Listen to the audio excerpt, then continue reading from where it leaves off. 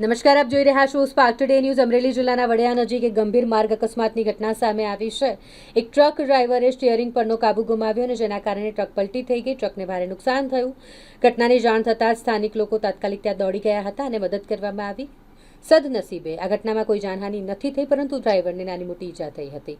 ઘટનાની જાણ થતાં પોલીસ પણ ઘટના સ્થળે પહોંચી હતી અને વધુ તપાસ હાથ ધરી છે। ગાડી અને સામે 108 હાલી આવતી હતી।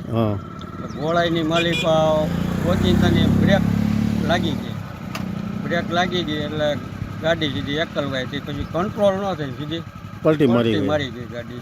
ગાડી ક્યાં જતી હતી કઈ ખબર? ગાડી કંપનીનો માલ ક્યાંક ભરીને જતી હતી તો મને ખબર નથી। આમ વડિયા બાજુ જતી હતી, આમ જેતપુર બાજુથી આવતી હતી। તમે પાછળ મોટરસાઇકલ હું પાછળ મોટરસાઇકલ લઈને આવ્યો હતો। તમારું ગામ? મારું ગામ બાબરા। બાબરા? હા।